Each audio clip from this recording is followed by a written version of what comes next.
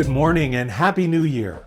We're glad to have you joining us for our first studio celebration for 2023. As we look ahead, we're excited to continue this online outreach into the new year as we connect virtually with literally hundreds of folks from across the country every month. If you haven't had a chance to subscribe to our YouTube channel yet, be sure to do that in order to get notifications of our upcoming posts. Likewise, if you'd like to be a part of the studio as a reader, it's easy and it helps folks connect in unexpected ways. Just let us know at welcome@weputlovefirst.org. It's gratifying to have so many of you participating in this way, and we'd love to continue to grow our stable of readers. In the meantime, whenever and from wherever you're joining us, we're glad you're here to help welcome in 2023.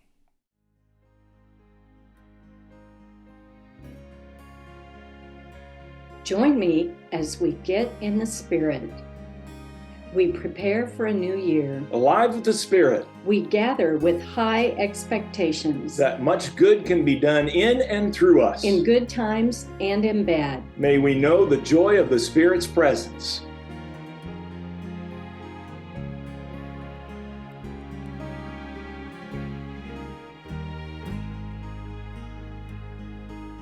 Another year is dawning, Creator, let it be.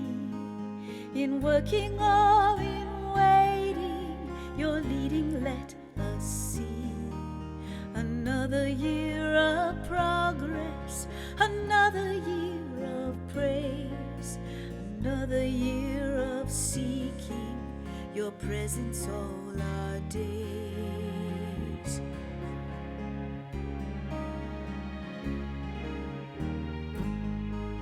Another year of mercy, of faithfulness and grace. Another year of challenge in serving in this place. Another year of caring, of witness for your love. Another year of training for work born from above.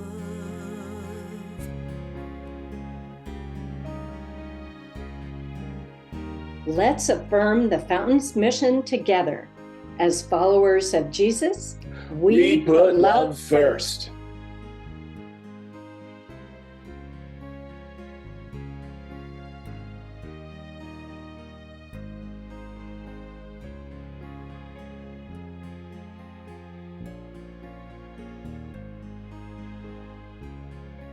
As we breathe deep and quiet the chatter in our minds, the new year before us, let's be reminded of these words of Howard Thurman. When the song of the angels is stilled, when the star in the sky is gone, when the kings and princes are home, when the shepherds are back with the flocks, then the work of Christmas begins. To find the lost, to heal those broken in spirit, to feed the hungry, to release the oppressed, to rebuild the nations, to bring peace among all peoples, to make a little music with the heart, and to radiate the light of Christ every day, in every way, in all that we do and in all that we say. Then the work of Christmas begins. May the challenge and promise of that reality help us as we enter into the new year with quiet anticipation. Where love and caring are, there is God. Where love and caring are, there is God.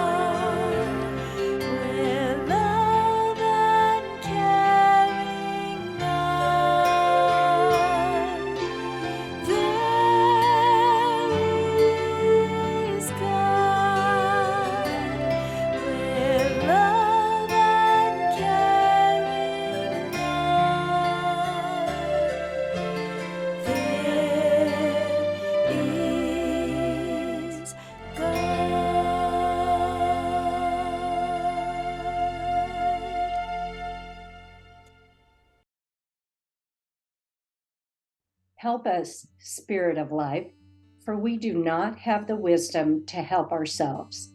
When the good we have known crumbles beneath our feet and we are mired down in conflict or self-pity, we need something more than our own humble resources.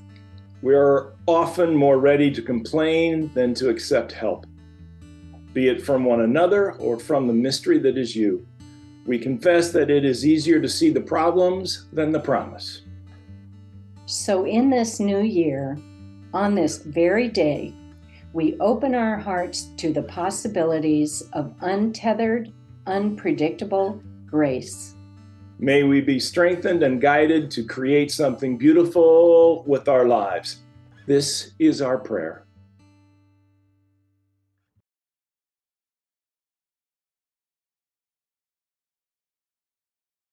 We offer this time of quiet, bringing our whole selves in the name of the one who taught his first followers to pray the prayer we now sing together.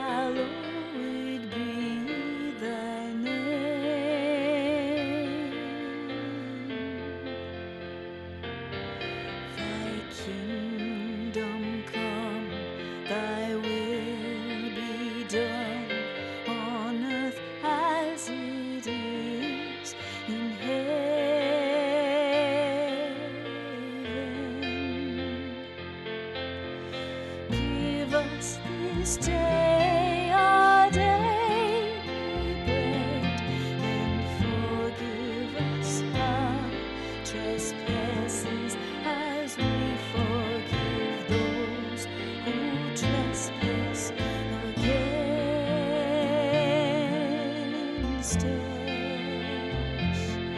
And lead us not into temptation, but deliver us from all evil. For thine is the kingdom and the power and the glory forever.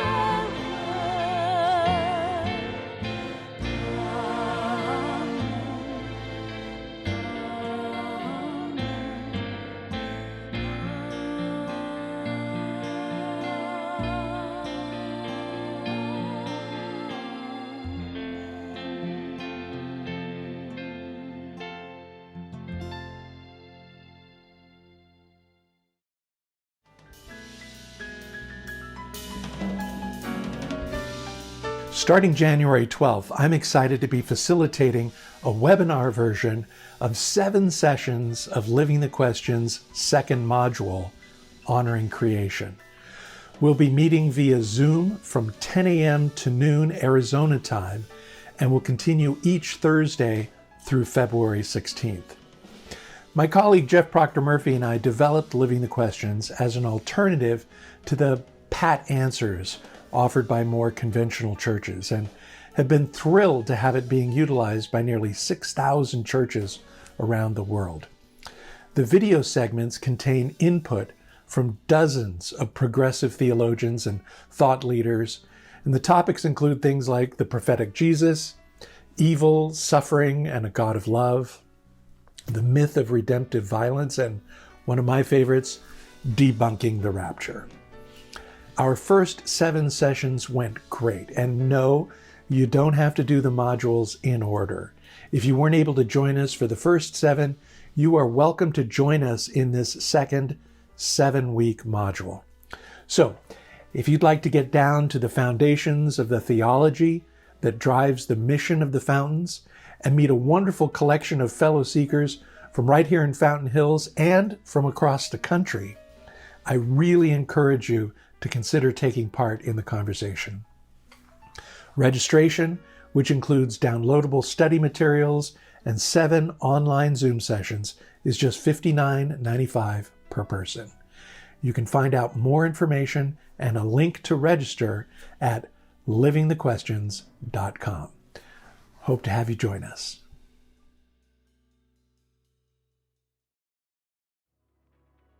Every day, the Fountain strives to put love first, both in person and online. And if you're one of our many regular online viewers, we're grateful for your participation as a digital member. Every week, you hear all the many ways you can give electronically to support this online outreach, like using the QR code on the screen, going to give.weputlovefirst.org, or downloading the Vanco mobile app. Then, when you're on our secure giving site, be sure to look for the line that says Studio Celebration Donation. Contribution here lets us know you're out there, that the studio is important to you, and that you want to be a part of supporting this growing digital outreach. So, wherever and whenever you're watching, we're glad you're joining us. Thanks in advance for supporting the studio financially.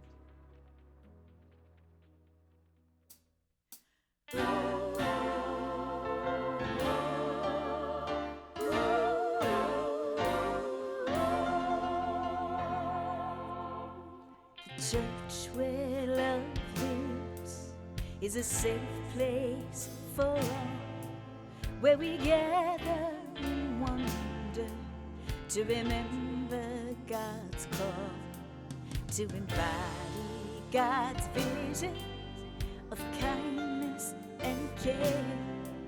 With each song that we offer, with each protest and prayer,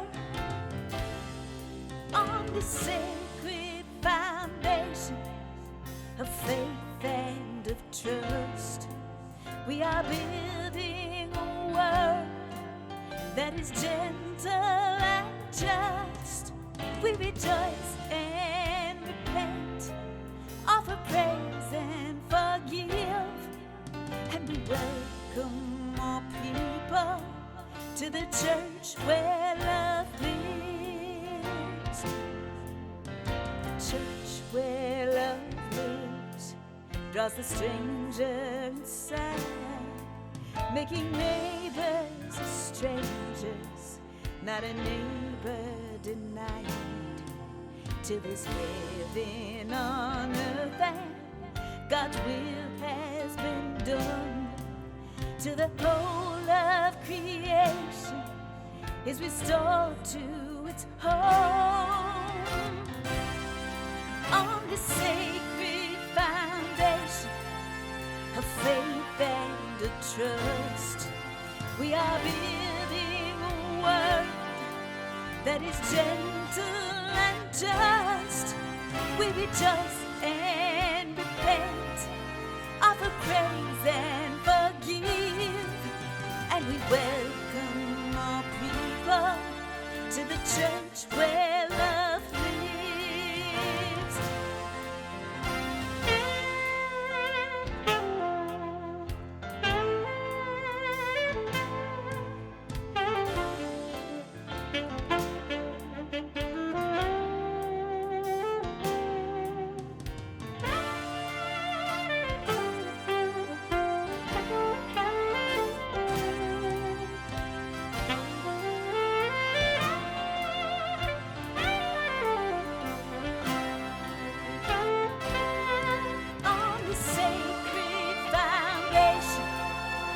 Faith and trust, we are building a world that is gentle and just. We rejoice and repent, offer praise and forgive, and we welcome all people to the church where love lives. Oh, we welcome all people to the church where love lives.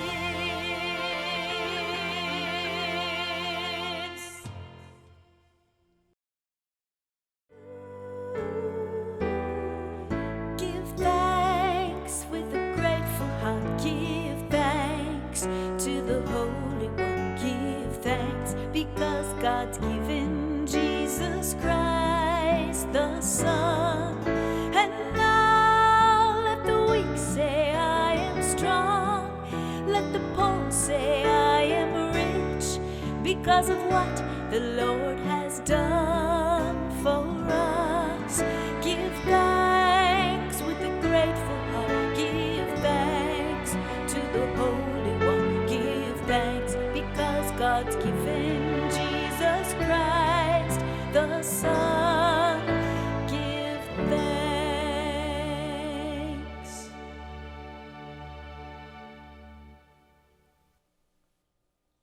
Welcome to the middle of Christmastide and the season between Christmas and Epiphany, also known as the 12 Days of Christmas. Starts with the celebrating of Jesus' birth and wraps up with today's story from Matthew. So, just as an orienting warm-up question, how many kings followed the star to the manger in Bethlehem? The answer? None. According to the text, Jesus' visitors from the east are magi, technically a title for Zoroastrian priests, but in Greek usage, the magi literally means magician or astrologers. The same word is translated as sorcerer in Acts 13. Matthew's magi were not commonly portrayed as kings until the 13th century, inspired by a creative tie-in with Psalm 72, and then immortalized for Americans in Reverend John Hopkins' Christmas carol, We Three Kings, written in 1857. Matthew's imagery follows the Greco-Roman notion that magi were dream-interpreting astronomers from Persia or Mesopotamia who possessed secret knowledge of the occult, magi and magic being etymologically related. For Matthew, they are probably stand-ins for pagans in general, but pagans that are respected by Matthew's primarily Jewish audience. The gifts are interesting. Matthew offers them as proof of the pagans' belief that Jesus was royalty of some sort. They've come to be interpreted as foreshadowing, portents of what Jesus' life was going to entail and mean. And especially in Matthew's gospel, one directed at a predominantly Jewish community, it would have been A, incredibly shocking to portray pagans as the one who recognized Jesus first, and B, incredibly satisfying to see the evil Herod fooled by these same pagans. I remember when I was younger being perplexed by the geography and astronomy of this whole story. First, you usually hear that the Magi followed the star in the east, and yet for the story to work, they would have had to travel west from Persia. Peterson helps that confusion in his version when he says that they followed the same star as they saw in the eastern skies or from the eastern skies. Also, they didn't literally follow a star hovering over Bethlehem. Stars don't do that. Note that the Magi interpret some astrological event as an announcement event. They get as far as Jerusalem and have to get more information before they can narrow things down to Bethlehem. It's metaphor on top of metaphor on top of metaphor here. So, in preparation for Epiphany later this week, let's make room to welcome the wise guys that their friends call Balthazar, Melchior, and Casper. Our words of wisdom are from Matthew chapter 2, verses 1 through 12. After Jesus was born in Bethlehem Village, Judah Territory, this was during Herod's kingship, a band of scholars arrived in Jerusalem from the east. They asked around, "Where can we find and pay homage to the newborn King of the Jews? We observed a star in the eastern sky that signaled his birth. We're on pilgrimage to worship him." When word of their inquiry got to Herod, he was terrified, and not Herod alone, but most of Jerusalem as well. Herod lost no time. He gathered all the high priests and religion scholars in the city together and asked, "Where is the Messiah supposed to be born?" They told him, Bethlehem, Judah territory. The prophet Micah wrote it plainly. It's you, Bethlehem, in Judah's land, no longer bringing up the rear. From you will come the leader who will shepherd, rule my people, my Israel. Herod then arranged a secret meeting with the scholars from the east. Pretending to be as devout as they were, he got them to tell him exactly when the birth announcement star appeared. Then he told them the prophecy about Bethlehem and said, Go find this child. Leave no stone unturned. As soon as you find him, send word, and I'll join you at once in your worship. Instructed by the king, they set off. Then the star appeared again, the same star they had seen in the eastern skies. It led them on until it hovered over the place of the child. They could hardly contain themselves. They were in the right place. They had arrived at the right time. They entered the house and saw the child in the arms of Mary, his mother. Overcome, they kneeled and worshiped him. Then they opened their luggage and presented gifts, gold, frankincense, and myrrh. In a dream, they were warned not to report back to Herod. So they worked out another route, left the territory without being seen, and returned to their own country. Hear what the Spirit is saying to the church. Thanks be to God.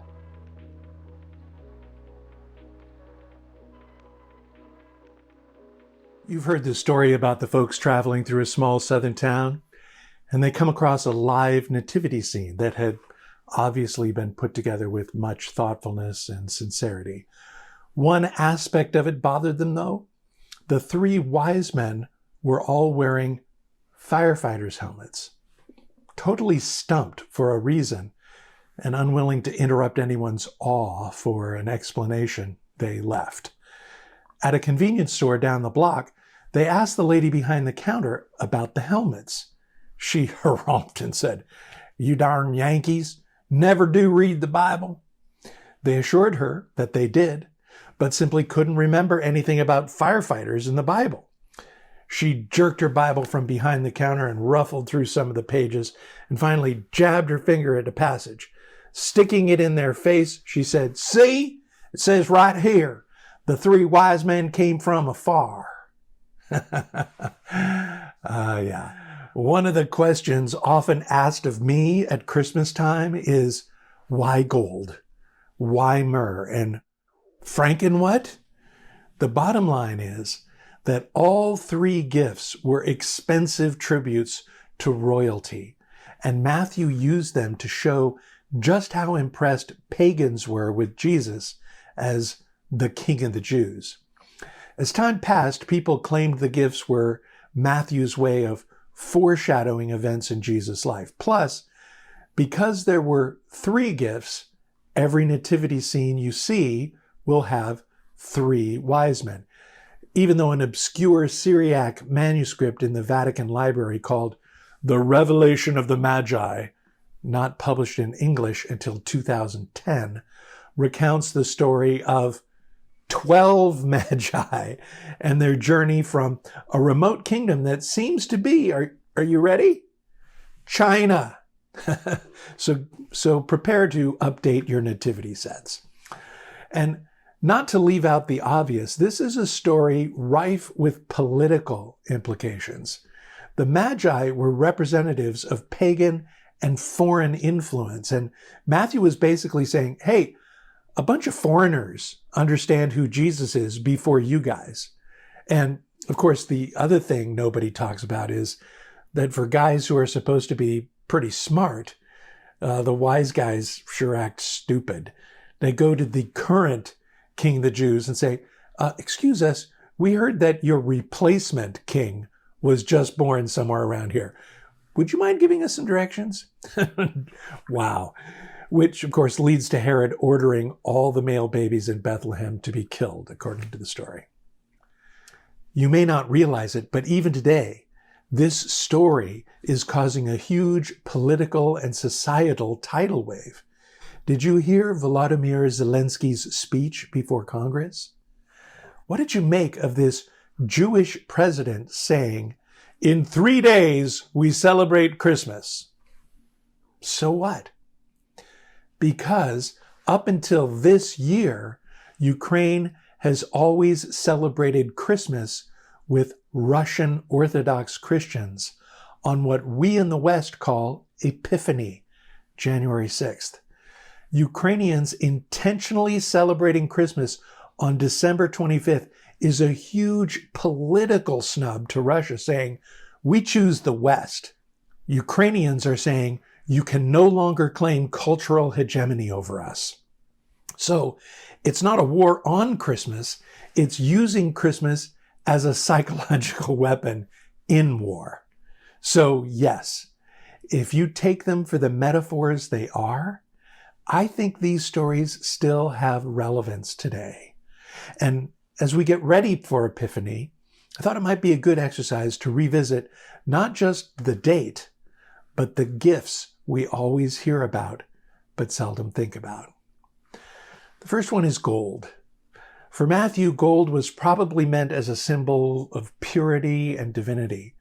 For generations, the Magi's gift of gold has been interpreted as their having recognized Jesus' royalty. But today, depending on its context, gold is often seen as a garish symbol of tackiness. And no matter how you look at it, it's still just a thing. In the end, it's not as valuable as honest, rich relationships. William Sloane Coffin was for years the renowned pastor of Riverside Church in New York City. Pastored to thousands, doling out advice on how to live the Christian life. In December 1982, his 21-year-old son was driving with a friend. He was rested and stone cold sober, and yet inexplicably drove off a bridge and was killed. The family was racked with grief, and as sometimes happens, the strain was too much for Coffin and his wife, and they were soon divorced. Months passed. During the summer, a rabbi friend was visiting from out of town and met Coffin for conversation. The rabbi said, "I understand you've suffered a terrible ordeal. First young Bill's death and then your divorce. I didn't know. You should have called." "But I have my faith," Coffin responded. "I could have helped," the rabbi replied. "God has been my source of strength. I've had faith," Coffin continued. "But I could have helped," said his rabbi friend. "You Christians, you're so egotistical. Why do you think God put us here if not to be present for each other in time of need?" Bingo. We try so hard to be rugged individualists, to be independent from others like it's some sort of virtue. But total independence is futile.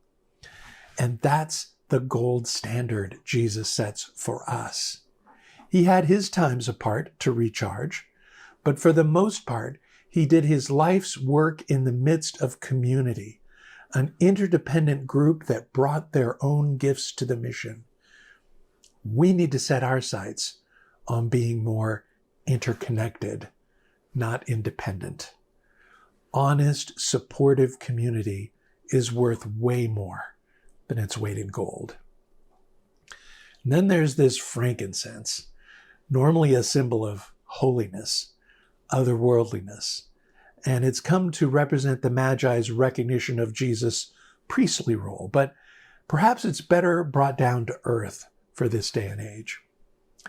Stephen Covey, author of the bestseller The 7 Habits of Highly Effective People, relates a story from when he was on a subway in New York one Sunday morning. He recalls, people were sitting quietly, some reading newspapers, some lost in thought, some resting with their eyes closed. It was a calm and peaceful scene. Suddenly, a man and his children entered the subway car. The children were so loud and rambunctious that instantly the whole climate changed. The man sat down next to me and closed his eyes apparently oblivious to the whole situation. The children were yelling back and forth, throwing things, even grabbing at people's papers. It was very disturbing, and yet the man next to me did nothing. It was difficult not to feel irritated. I couldn't believe that he could be so insensitive as let his children run wild like that and do nothing about it, taking no responsibility at all. It was easy to see that everyone else on the subway felt irritated too. So finally, with what I felt was unusual patience and restraint, I turned to him and I said, "Sir, your children are really disturbing a lot of people. I wonder if you couldn't control them a little more." The man lifted his gaze as if to come to a consciousness of the situation for the first time and said softly, Oh, you're right. I guess I should do something about it. We just came from the hospital where their mother died about an hour ago. I don't know what to think, and I guess they don't know how to handle it either." Covey asks, "Can you imagine how I felt at that moment?"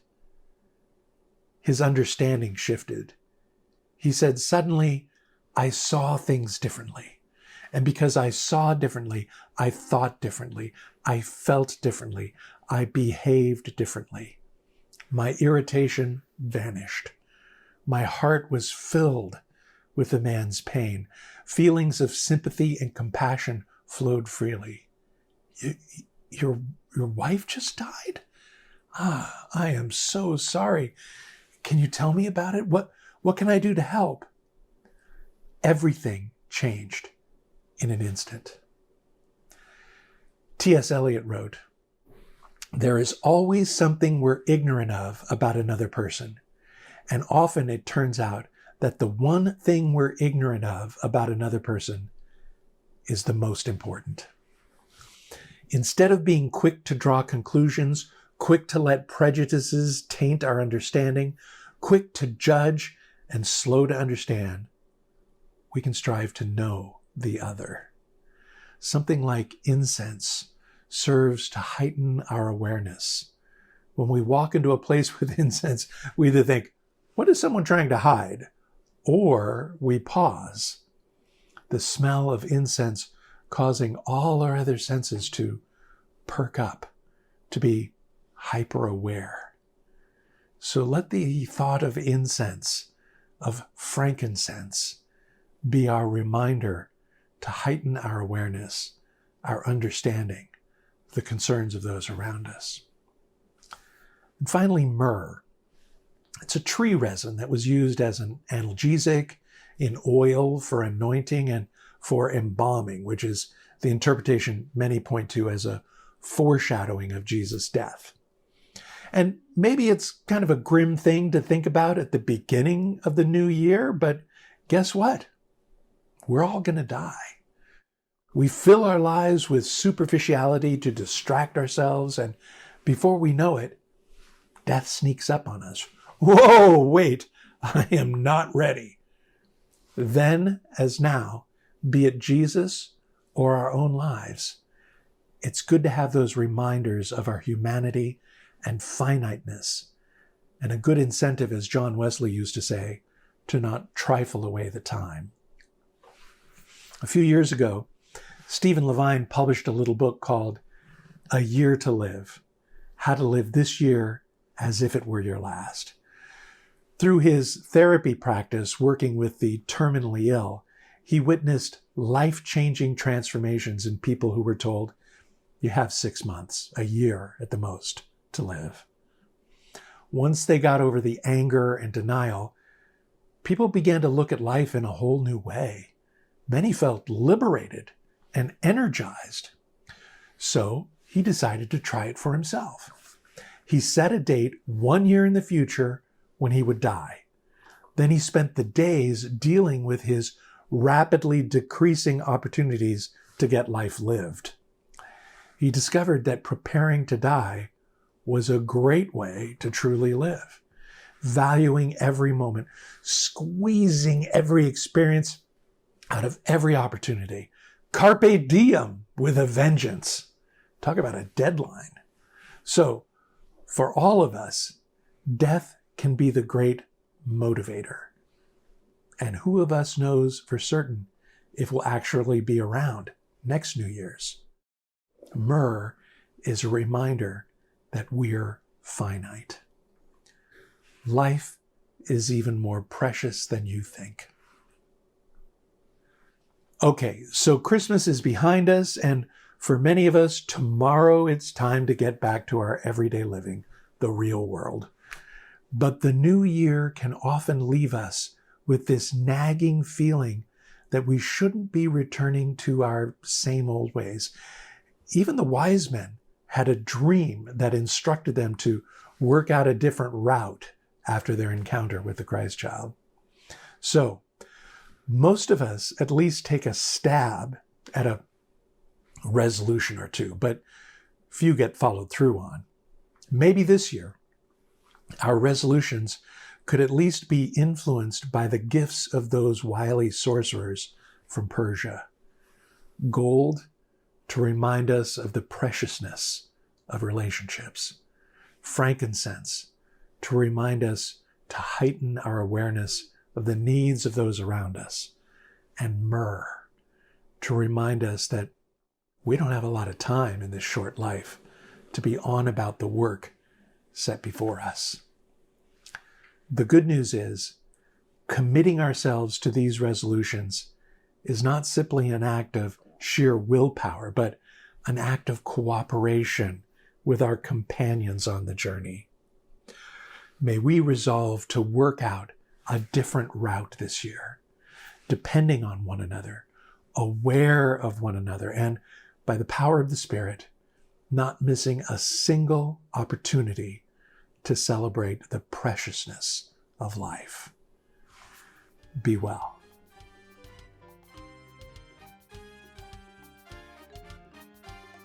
We three kings of Orient are bearing gifts. We traverse so far, feeling fountain, moor and mountain, following yonder star. Oh, star of wonder, star of night, star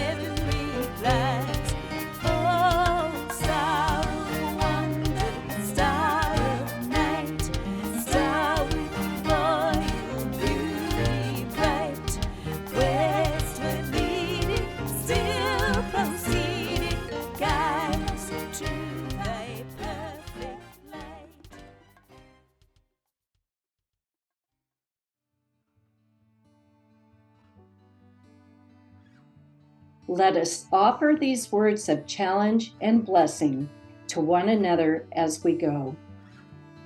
And now, friends, know that the Spirit within, around, and beyond delights in our probing, wriggles with joy at our exploring, and hugs and holds us as we search for understanding. Let us go into the new year primed to experience the wonder of the divine. The joy of the journey. Until we meet again. May we know the blessing of the Spirit